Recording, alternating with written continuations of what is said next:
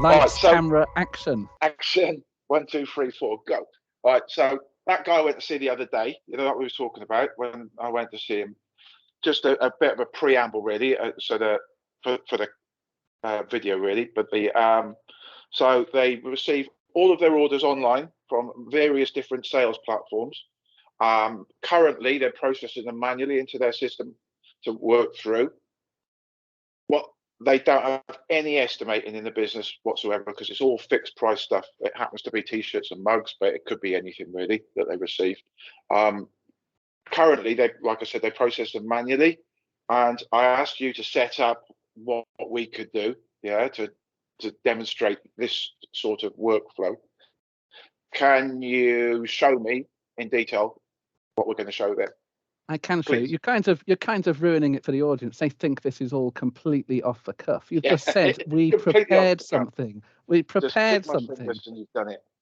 Well, just while you were saying that, I wrote a whole load of stuff, and yes, it's all completely fine. So let's have a look at it. So, starting at the beginning. So you're in your pace system. You're not doing too much stuff here, but I've got a pace station, just a there's nothing in my factory. So this is just so you can see the screen is blank. There's nothing here. Okay. So gotcha. We're starting with taking our orders. So let's go and take some orders. So this is me simulating putting some orders in the system. Okay. So but this is dropping into a hot folder, yeah? Yeah, so this is a hot folder. I love it when. So can we receive it a different way rather than the hot folder route? We could receive it on HTTP. Come as a web service. Okay. So as an endpoint to our API or something like that, yeah. Yeah, or straight into the API. That's fine. I mean, I'm just doing it here to make it a bit more visual. It's a bit dull if you say, "Oh, they just happened." So this is it's an XML inbox, and I'm manually executing the process. Again, and that can be automated. That can be automated. I mean, normally that would happen as soon as these files landed in this folder. They would just process. So, like you can see going now, they're going 20 seconds or so to process the 5 of them. That would process just automatically. Okay, lovely. Obviously, that would be 24/7 then, would it? Yeah, whenever orders are coming in. So, couple of things. We'll just refresh our little factory view. So this has now got some jobs. So I've just put it as a little graph. It's showing I've got lots of things in a state that's ready, and they're in a ready to schedule state. If you want to see the details, here's the orders. So rolled you out on a day, some at 9 o'clock, some at 12 o'clock, some at 4 o'clock. So just standard stuff there. They've also all got the PO numbers, so maybe this has come from a online shop, an Etsy shop. Yeah. Other brands are available, but in this case, I stuck that in, and then I ran out of energy, so I just put some random numbers in for the other orders. And shops that exist, and other shops. So orders have arrived, and they've got some processes. So let's look at a couple of things. First off, why don't we look at what comes into the job? So if we go to our job menu here, look at our production plan, this job has got multiple items, 4 different things: cushions, USB sticks, briefcases, and it's got production plans. So in this case, I'm printing something. This is cushion making. I'm sticking them through. I've got 3 different elements, and they come together for packing. How does it know that there's, for each of the products, what work needs to be done, what operations? Okay, so my products, the XML file? So my XML file is linked to a template. So I've got a template of product. So these items are preset. This is an Etsy shop, an Amazon shop. There's 2 brands available now, where you know what you're buying. You can upload some artwork, and you can put your through. So you basically just link that product that's coming into you to a template, and then it picks up all the operations that are required. Yeah, and that template's got all the production plan stuff behind it, and the production plan is intelligent. If I had 10 items on it, it was going to put 10 across here. it's going to know that I have to pack them, and I've got to wait until I've finished all my processes before I come and pack them here. So that's all happened. So shall we put a different hat on now and head ourselves down into the factory and go and do some work? Yeah, go on then. So I'm my operator. I'm coming in for my day. My name's Lisa, and here's my list of tasks to go and do. So this is all the stuff I've got to go and work on, and maybe I'm just going to filter it and look at my printing. So here's my printing stuff. Here's the tasks I've got to go and do. They're all green because they're all ready to go. So that means that there's the first task in the sequence. I can start on it. Known good artwork, known good product and materials and all that sort of stuff.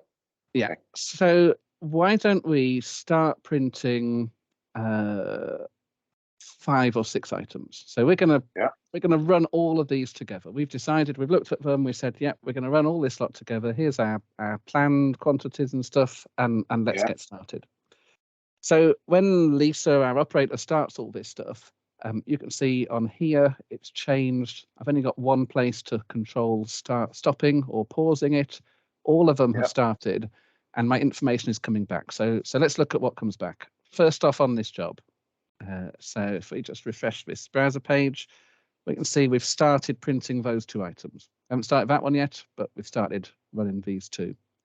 Cool. Back in our factory one, so if we just refresh our factory view, we can see these are running, working on. So I've got 6 tasks I'm now working on, and I've got 34 tasks that's just ready to go and haven't started yet. So this is my whole overall factory, but why don't we look just in printing? So in printing, you can see we're running this one. Everything's still ready to schedule, but in the heat transfer process, nothing's happened yet. So I've got these. Yeah, sorry, that would give you your to-do list for the day, basically. In this scenario, when they're shifting jobs every day, fulfilling, that would give you. So once you've turned out the yellow, once all that's gone, you're working on every job in the factory, yeah? Yeah. So once I was, let's say I'm in, I could have packing as a process as well. But let's say I'm here. This is my finishing list. I've got to get all these items done before the end of the day. Yeah. So why don't we move Lisa through a little bit quickly? So she's finished that task. So again, this can update. So if we update the job, single job, see the part status here. I've updated just those 2 parts. Those are printed. So those have changed color there to say they're printed. They're marked as printed here. Again, back in my factory, back over here, that's now moved. So I've got some of my tasks are now printed. Some of them are still ready to schedule. And actually, that's my sewing one. If I look at everything, that's giving me a better idea of the whole picture. Nice. So I can move that around. Poor Lisa, she's busy. She's going to move over and she's going to do the next stage in the process, maybe. So here she's looking at her tasks, and so you can see these green ones. Those are the ones we've printed already. These red ones, so she can tell in the factory, I can't start that yet because I haven't printed it. Okay, so she'll pick up all the green ones to work on in this department. So she can pick up the green ones to work on, and again, she can we'll just gang 3 of them or something so that we could see it going. That will pick that through. If I was really good and I wasn't, then I should have looked at the right job number, but let's look at this one. So this is a different job out of that little batch. We're in this process. Those 2 things are printed. We're running through to the next stage of it. Again, all of that is coming back to my main overall factory. One thing you might have spotted up here is this is actually refreshing every 5 minutes. So I could stick that up on a big board like that. And that's definitely what he was looking for, is the production management board in each department. And so let's say I'm looking at everything. This could have a date filter on it. I'm looking at all of my jobs. I can see process complete. So I finished some things. Those are my printing tasks. I'm currently working on some heat transfer, some finishing work. I've still got all this lot ready to go. If I had a filter on this that looked at just jobs due out today, then that's my to-do list. And once everything has turned to this color to say it's all finished, you know that the work's gone. Go on. You can't go home too early. You've got to stay for a whole day. Oh, okay.